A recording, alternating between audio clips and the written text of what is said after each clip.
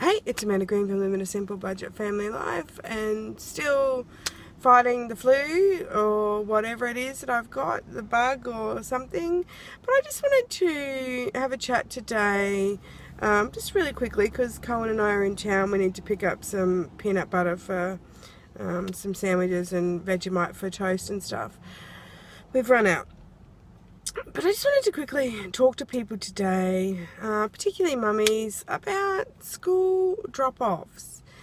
You know, when you've got more than one child attending a school and you need to drop two off to two different classrooms over two different sides of the school, how do you actually manage that? I'm sort of really angry and upset at the moment because, you know, this is Kaylin's first time at big school, so obviously she's very clingy and really upset and wants me to stay.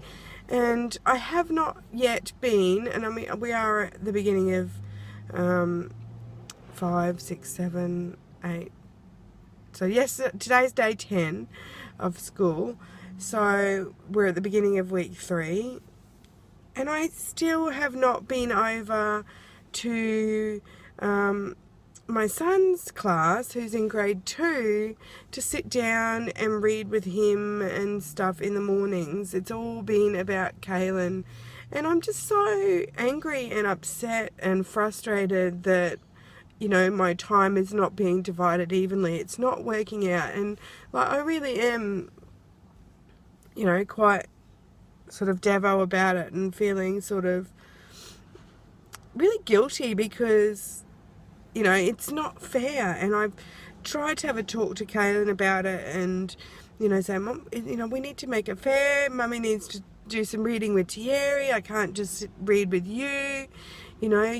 And I just, I'm just, yeah, devo. And I know that sounds a bit silly, but I just, you know, really want the division of stuff to be equal. And I know it's, you know, her first big school, and I know she's just sort of starting, but she did go to preschool there for the whole of last year, and so the system and the bells and everything, it's nothing, I mean, it's not new to her. It's, yeah, so I'm just, you know, and it just feels horrible, you know, like when they're clinging on you and pulling at you, and, you know, stay, mummy. And yeah, it's not a nice experience at all.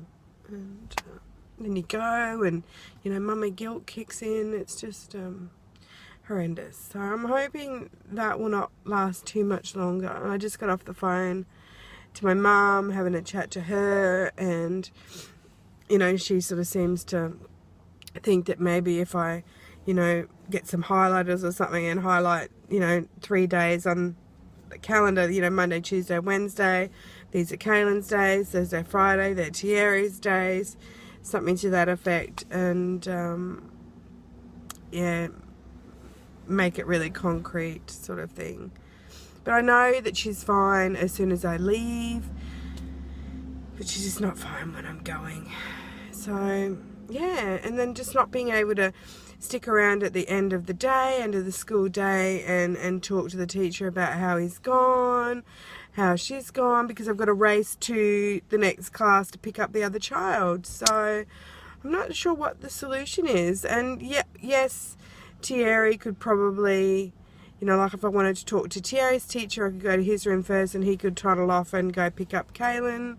And her, to go to her room and collect her. But that's a big responsibility and a big ask of him, and yeah, I just don't know. I don't know what the solution is. So I would love to hear from other parents that are juggling multiple children at school, you know, how they do drop-up, pickups, and how they communicate with the teachers, and how they deal with upset children and those sorts of things. Just, you know, to make it fair so everybody gets a little bit, you know, like I haven't been to Thierry's room at all, and you know, feeling really bad about that.